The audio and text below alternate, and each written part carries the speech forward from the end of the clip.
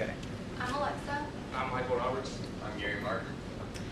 In summer of 2015, I got the opportunity to volunteer at the United Green Shelter. And the first thing they had me do was go into the basement and sort through clothes. And as I was doing it, one of the administration women came down and told me to put certain items in a pile for the trash, which really confused me because I thought that you could always use clothes. So I got to talking with her, and she said that clothes and food they usually have plenty of, but one thing that they lack is bikes for the residents.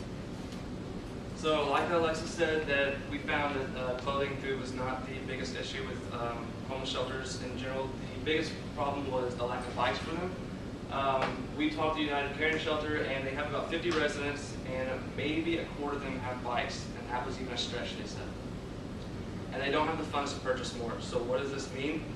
It means that the basic level of living is crucial and hard for them to meet, such as transportation to job interviews, doctor's appointments, getting medicine, groceries, and we just feel like people are not really aware of how critical these bikes are to homeless people to get around. So our solution to the problem is a series of 5K events, 3 to be exact: a 4th of July bike race, a Thanksgiving scavenger hunt, and a Valentine's Day maze.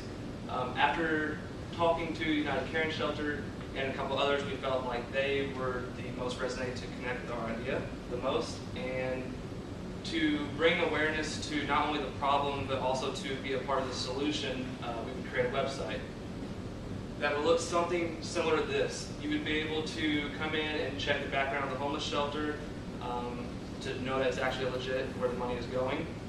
You'd be able to see the background of what our events are about and the meaning behind them. So this is how we know it will work.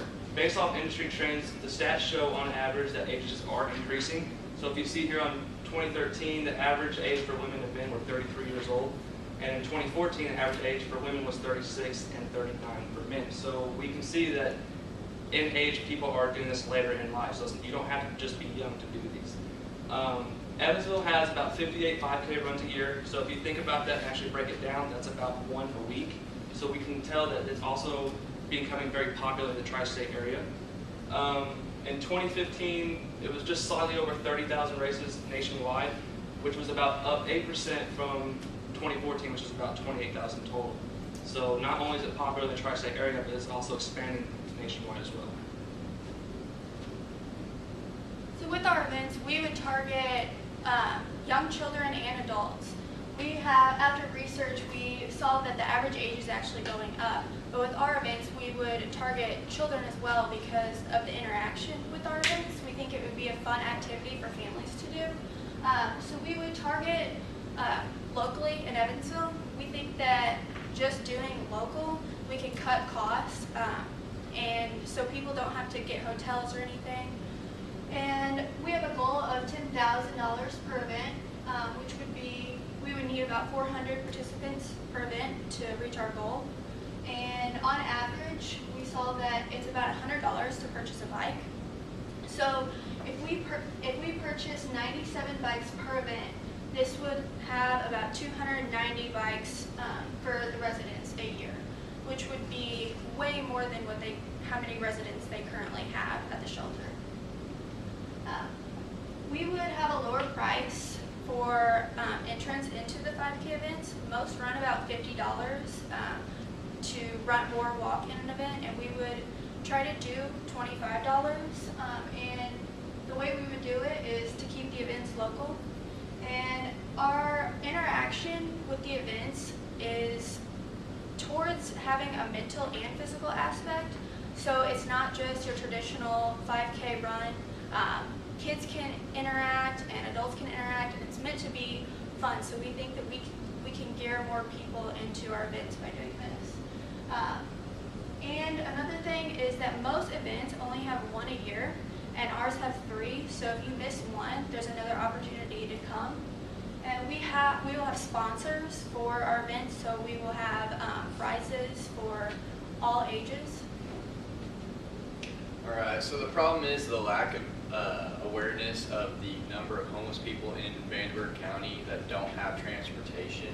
Our solution is that we're going to hold these 5K events with the United Caring Shelter to raise money for the bikes. We're also going to have the customer segment is going to be the participants and the sponsors. The end users is the homeless shelters and its members. Our unfair advantages are going to be our lower price. We're going to have it at $25 rather than $50, and we're going to have sponsorships with the Pacers, Kavanaugh's, and Holiday World to give out prizes. Our channels are going to include our website, flyers, word of mouth, and local gyms that we can give flyers out there as well. And some of the key metrics are the number of participants, like Alexis said, we need about 400 per event to reach our goal, and the number of volunteers that we need. We estimated that our end goal for the year would roughly be about 290 bikes donated to the caring shelter.